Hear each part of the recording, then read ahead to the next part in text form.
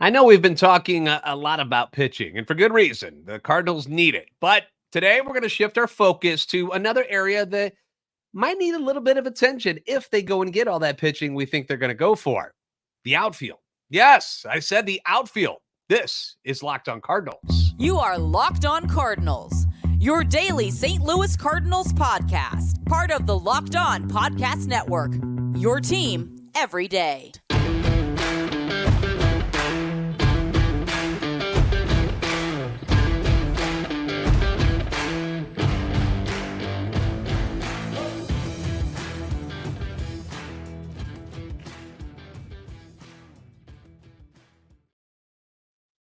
Hey there, Cardinals fans. I'm JD Haffern, and I'm a national radio sports anchor, born and raised in the Lou, and a lifetime Cardinals fan. And I'm your host for Locked on Cardinals, part of the Locked on Podcast Network, your team every day.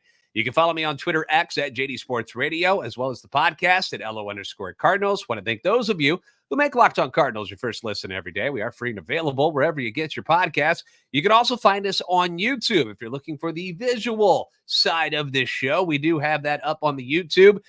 Make sure you like and subscribe if you're going to stop by. That way you're around a little bit more, getting all the info about what's going on with the Cardinals. Make sure you're commenting. We want you to be a part of the show. Interact with us. Hit the notification buttons. That way you know when the new episodes are posted. This is a show serving Cardinal Nation and giving the best fans in baseball all of the info about the birds on the bat.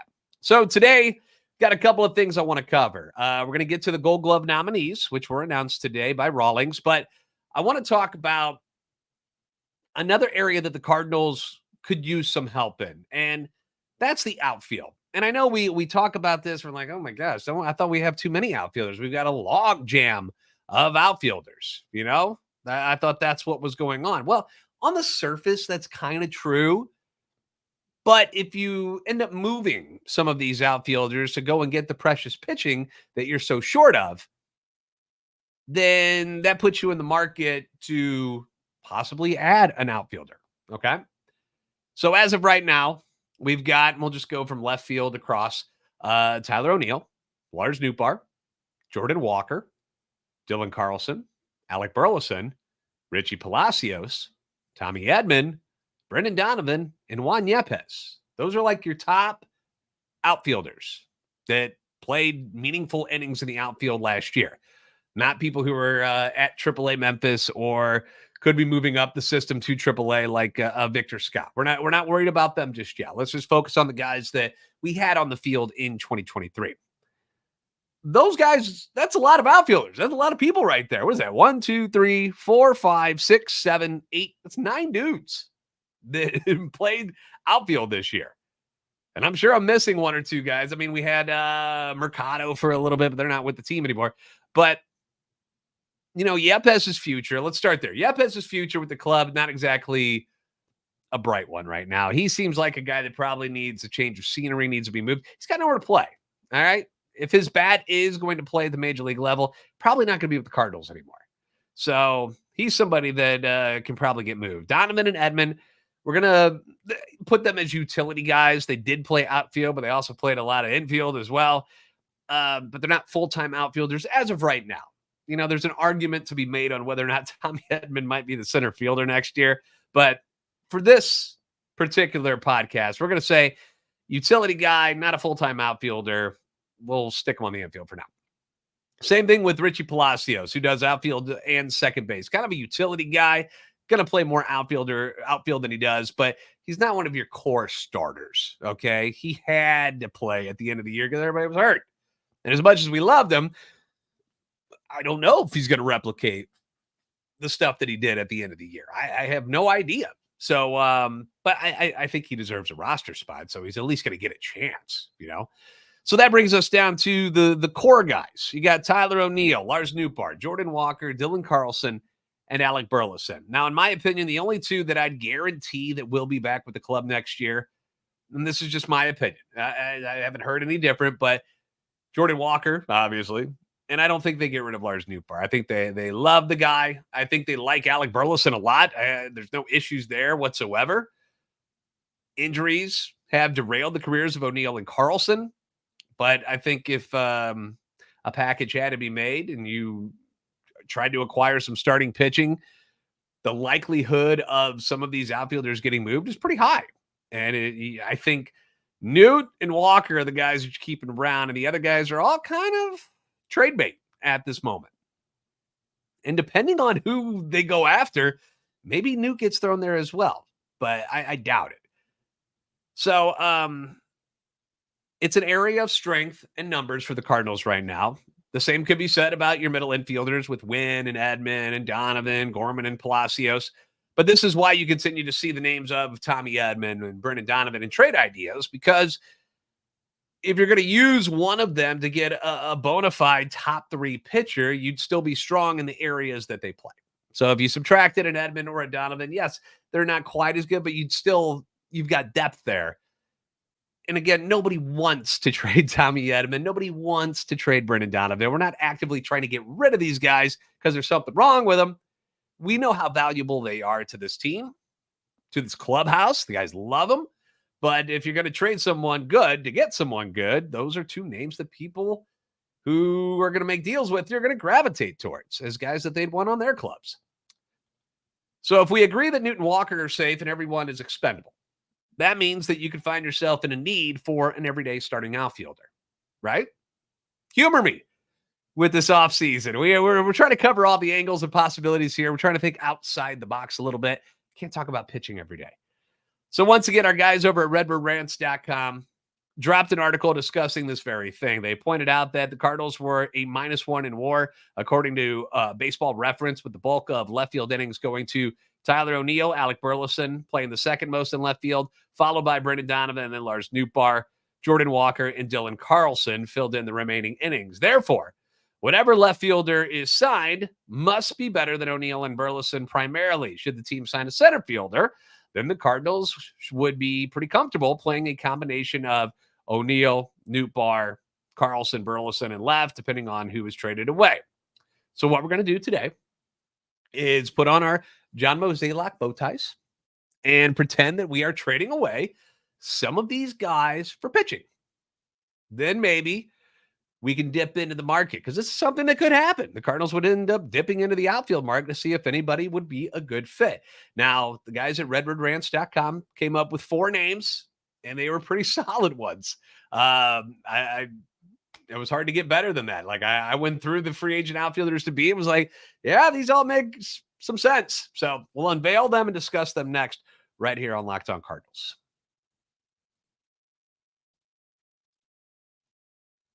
Now, I've been talking to you about bird dogs since the spring.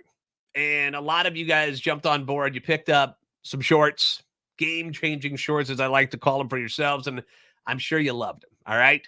For those of you who did not, it's okay. We're not mad at you. We're not mad at you. You still got time to get in on the most comfortable and best looking shorts that you can get.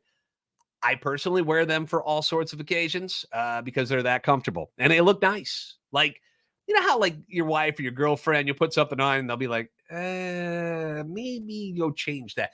Don't have to worry about that with bird dogs. Never has happened to me with bird dogs. Other stuff, yes. Not with my bird dogs, okay? So I wear them when we're going shopping. You know, you got to take that trip to Target or something. Yeah. Put them on. Lunch or dinner with the family. They look good for that. Got to go watch your kids play sports, soccer, football. While the weather's nice, these shorts are perfect. Going golfing with the boys. Love them when I go golfing. It's my favorite time to wear my bird dogs is when I'm going golfing with the boys. Nothing better than the bird dogs. So, you should get some of these. You should get some of these. They fit way better than regular shorts. I promise you that. They're not made of the stiff, restricting cotton that other brands make their shorts out of. They're comfortable. They're relaxed. They fix the issue about all the just, tightness that goes on there by inventing cloud knit fabric that looks just like khaki, but it stretches. It stretches. So you're not all bunched up, and it gives you a way slimmer fit without having to sacrifice your movement. If you're a sweatier type of person, I know they're out there. Bird dogs are perfect for you because of the anti-stink sweat whipping fabric. It's one of the reasons why I love them when I go golfing. They keep you cool. They keep you dry. What you need to do, if you want to get your hands on some, is go to birddogs.com/LockedOnMLB or enter the promo code LockedOnMLB at checkout for a free Bird Dogs water bottle with your order. Another thing that Bird Dogs will give you that is perfect for the golf course. That's birddogs.com/lockedon MLB for a free water bottle at checkout. You won't want to take your bird dogs off. We promise you.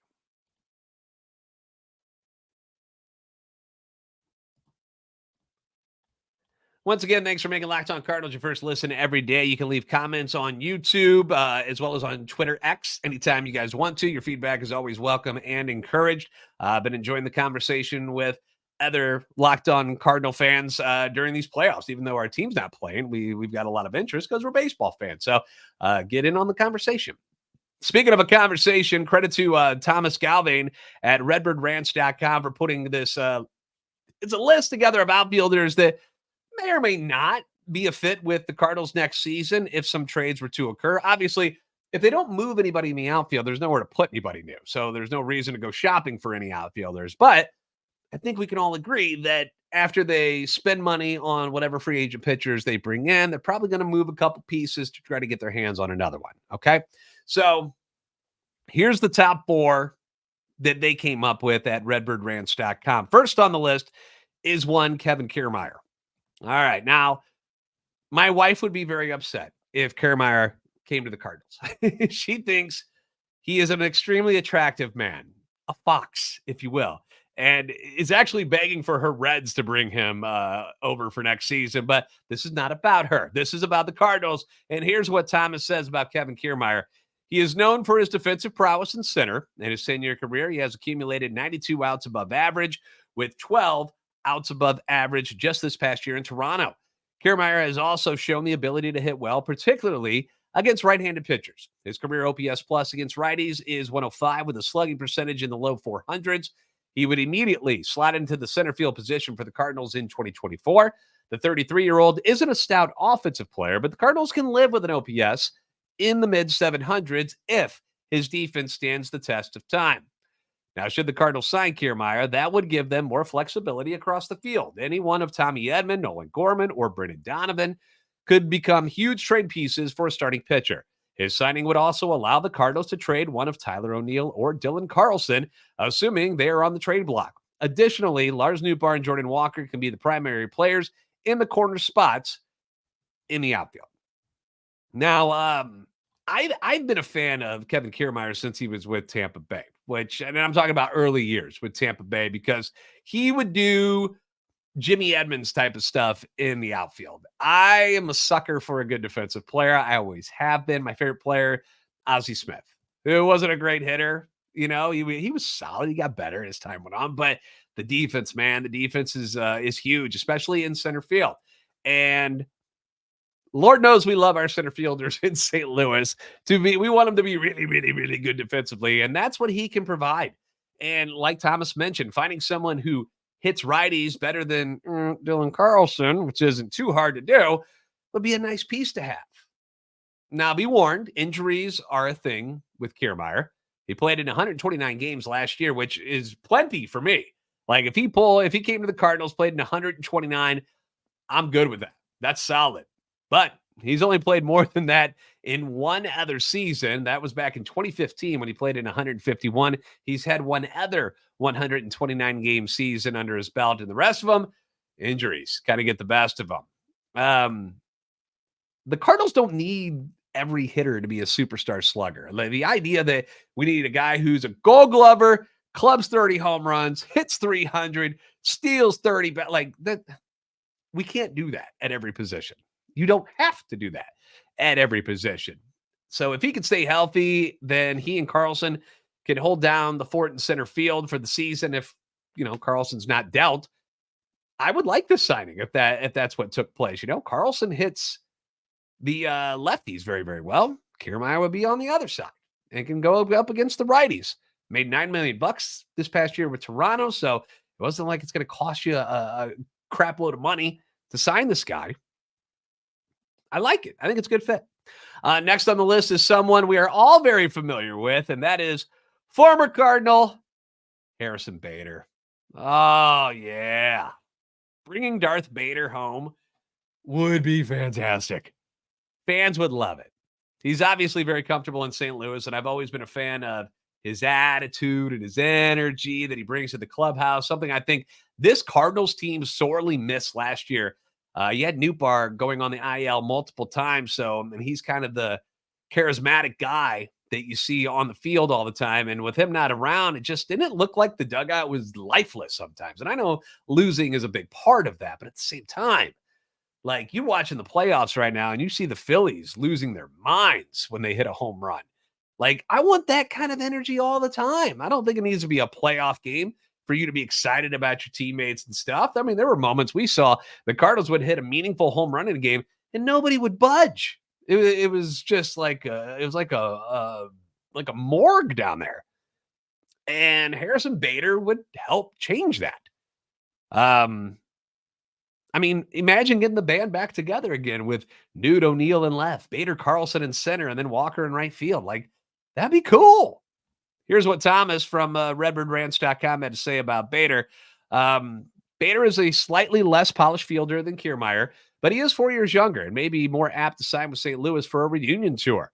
Bader racked up 9 outs against average this year in center, and he has multiple years in double digits, including 2018, where he accumulated 18 OAA. The main concern with Harrison, however, is the offensive abilities. He peaked in 2021 with an OPS plus of 114. Since then, he has yet to surpass an OPS plus of 85 in a complete season. His on-base percentage has simply not been good these last 2 years in New York and Cincinnati, and he is walking at a career low rate of 4.3%, which is in the bottom 6% of the league. His best offensive seasons came in St. Louis, so perhaps a return to the familiar confines of Busch Stadium would allow him to return to his old self. When Bader got healthy and then was in the playoffs with the Yankees, looked pretty good then. They loved him then, but injuries kept taking the best of him. So the concerns there for injuries with Bader, they are real, just like it is with Kevin Kiermaier. But the idea is that they wouldn't have to play 150 games. Like, you have, depth around your outfield to make it so they don't have to do that. And if they were to miss a week with a tweak or something, you'd be okay. You'd be able to survive. Now, this year, everybody got hurt except Jordan Walker. Jordan Walker got sent down, but he never had to deal with any major injuries or anything like that. But you lost O'Neill, Carlson, and Nootbaar, and that was catastrophic. Right? So you want to set yourself up where if somebody were like that to go down, you got a Bader you can slide right in, or he's your starting center fielder from the get-go, and then you get rid of some guys, and then you have, say, like a Newt, Bader, Walker, starting 3 on a normal day. I mean, I would be tickled to see Bader back in St. Louis next season, and he can grow his hair out again. He looks like a little kid with his hair cut off like that. I don't like it. Grow the locks back, come back to St. Louis. We're going to get into the final 2 names on the list next on Locked On Cardinals. Plus, one Cardinal got nominated for a Gold Glove today, and it's not Nolan Arenado. It's not Nolan Arenado. We'll talk about it next on Locked On Cardinals. Snap into action this NFL season with FanDuel, America's #1 sports book. Right now, new customers, you're going to get $200 in bonus bets. That is guaranteed when you place a $5 bet. So let me break that down for you. $5 bet. You win, you get $200 in bonus bets. You lose, you get $200 in bonus bets. What? So even if you lose, you win. You're coming out on top. If you've been thinking about joining FanDuel, there's really no better time to get in on the action. First and foremost, app very easy to use, wide range of betting options, which include spreads. You got player props, over-unders, and a whole lot more. Talking about Week 7 of the NFL gets started on Thursday. You got the 4-2 Jacksonville Jaguars, 3-3 New Orleans Saints. The game's in New Orleans. The Saints are now 1.5 favorites in this one.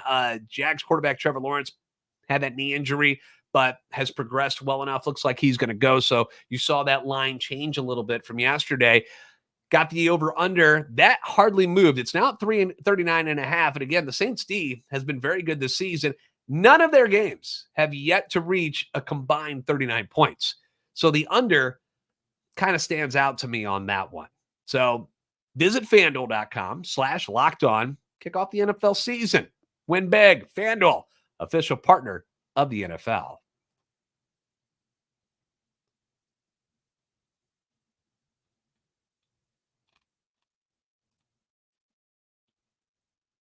So next on the list of outfielders that the Cardinals could be interested in for next season, this according to our good friends over at redbirdrant.com, who I hope you go check them out. If you haven't already, become somebody who bookmarks them and gets in on the action. They do so much good writing over there. Just fun, entertaining stuff about the Cardinals.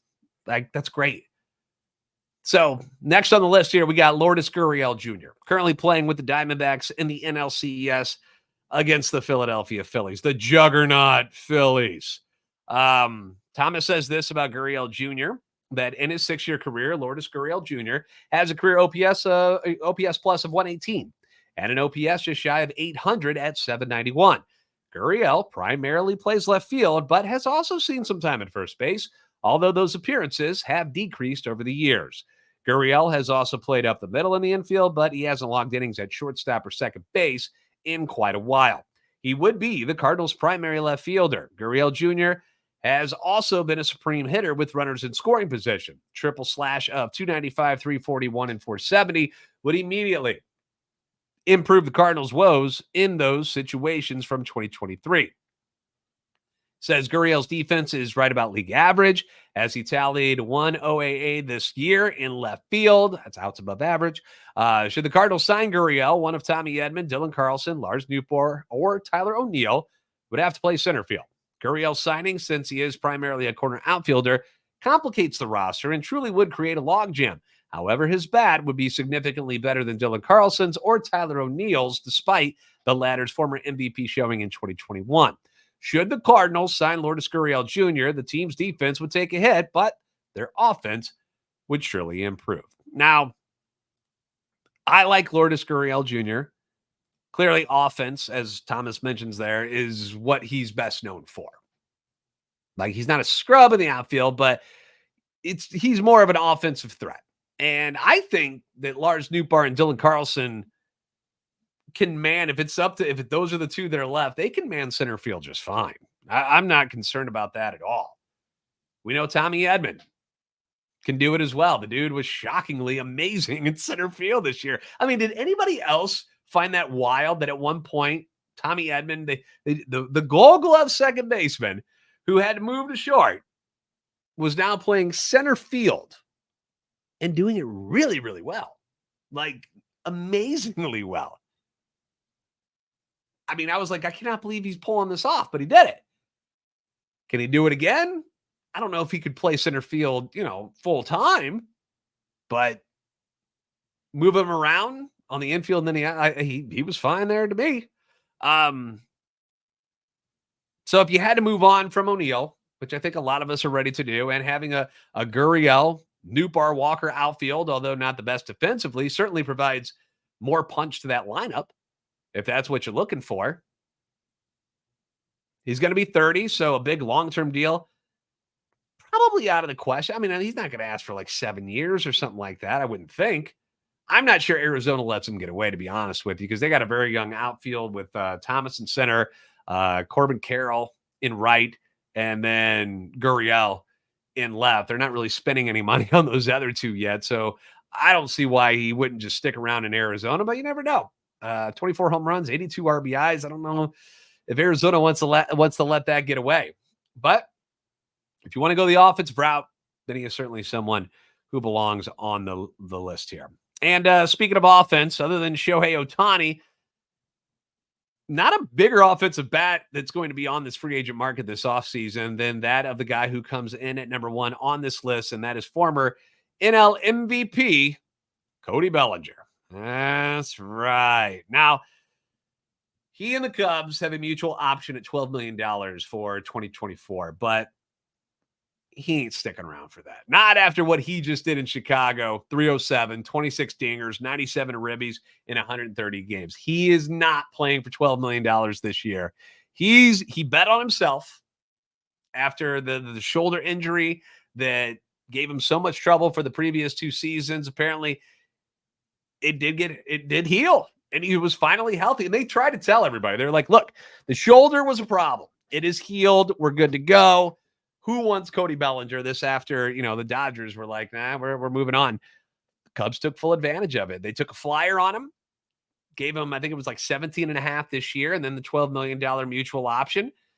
And they're like, we'll bet on you. And he came through. He came through. Thomas says this about Belly. Cody can play center field very well. Has played in the corner outfield before. He can also be featured at first base. His defensive flexibility would allow the Cardinals to trade from their depth, similar to the situation if they signed either Harrison Bader or Kevin Kiermaier. Additionally, Bellinger would be able to fill in at first for Paul Goldschmidt on his days off or the days when he is the designated hitter. Bellinger was also a very strong hitter with runners in scoring position with a 263, 362, 475 slash line. Signing Bellinger would cost the team a lot of money. The 28-year-old outfielder will probably demand a multi-year contract, nearly 8 to 10 years in length. If the front office wants to beef up its lineup offensively and defensively, Cody Bellinger would be the ideal candidate. They can then trade from their depth to get a front-end starter, and the Cardinals can sign another pitcher from the mid-tier list this offseason with any leftover money. All right. For just a moment, okay, just a moment, as ludicrous as it may sound, go ahead and shut your eyes. Shut your eyes, unless you're driving. Don't do that. But shut your eyes and just kind of let yourself imagine what Cody Bellinger in this Cardinals lineup would look like. Shh, just shut your mouth. Don't ruin it by talking. Don't tell me it can't happen. Let's just think about this, okay? Let me paint a picture for you real quick. Lars Nootbaar with that great on-base percentage leading off. Paul Goldschmidt bats second. Cody Bellinger bats third. Nolan Arenado is your 4-hitter. Nolan Gorman is your 5-hitter. Wilson Contreras batting 6th. Batting 7th, Tommy Edman. Batting 8th. Wait, did I do it? Hold on. 1, 2, 3, 4, 5, 6, 7. Okay. Walker batting 8th. And then a Donovan or Wynn as your 9-hitter. How about that as your starting lineup? Let me count that and make sure. 1, 2, 3, 4, 5, 6, 7, 8, 9. So I got 10 guys listed there. So Donovan would be kind of the odd man out. Maybe he gets traded. I don't know. But think about that for just a minute. And it would go, check it out. Left, right, left, right, left, right. Switch hitter, righty, lefty, or a righty. How about that? Okay, now snap back to reality because I don't think the Cardinals are spinning the dough it takes to get Cody Bellinger. I really don't. Sorry, that money is probably going to pitching for sure, but wasn't that fun? Wasn't that fun? I mean, imagine his bat going into that lineup. That would be sick. That would be sick. But they're not going to spend the money on him. Now, some other names that you might see and recognize that are going to be free agents as well. Jock Peterson, who just like a year or two ago, everybody was like, get Jock Peterson. No, he's going to be available again. Joey Gallo. Teoscar Hernandez. JD Martinez. Great first name. Jorge Soler from the Marlins. Andrew McCutchen is up again. Adam Duvall. Jesse Winker. Eddie Rosario. Got a few former Cardinals that are set to become free agents as well. Jason Hayward. Randall Grichuk. Tommy Pham. What do you guys think? Comments and suggestions below on YouTube, on Twitter X. What do you guys think about the list? Out of those 4 that we named, Kevin Kiermaier, Harrison Bader, Lourdes Gurriel Jr., Cody Bellinger. Who do you want? Who do you want?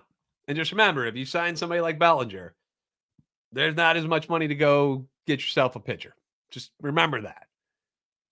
Final order of business today. Gold Glove finalists were announced, and the unthinkable has happened.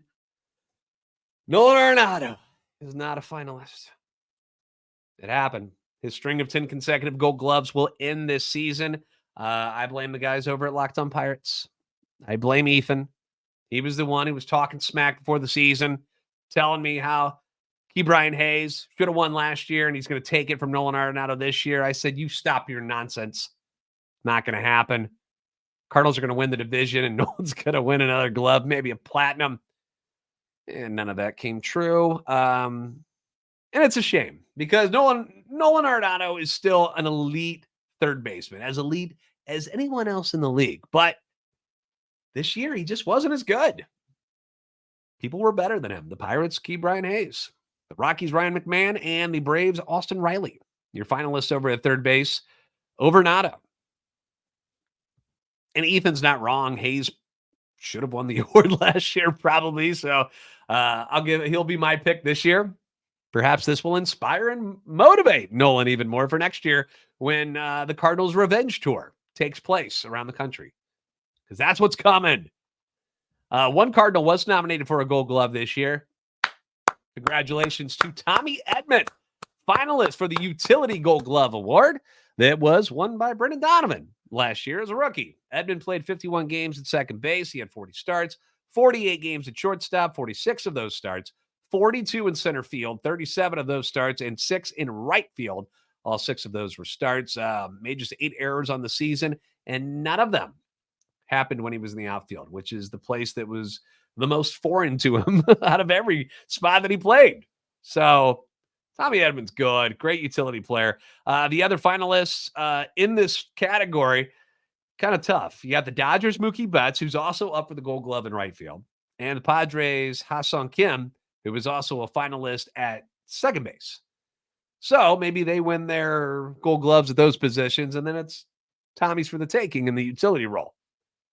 Former Cardinal Lane Thomas, by the way, finalist in right field in the National League. And then Kevin Kiermaier, who we've talked about today, up as a finalist for center field in the American League. So let me know what your comments about these outfielders. If you're trading pieces away to go get the pitchers that you want, you got to fill those holes. Who do you like the most? Want to hear from you. Thanks for making Locked On Cardinals your first listen every day. If you haven't already, please give us a follow on Twitter at LO_Cardinals and at JD Sports Radio, Twitter X, by the way. Like, subscribe on YouTube, help our channel and love for the Cardinals grow. You are the best fans in baseball for a reason, and I will see you next time on Locked On Cardinals.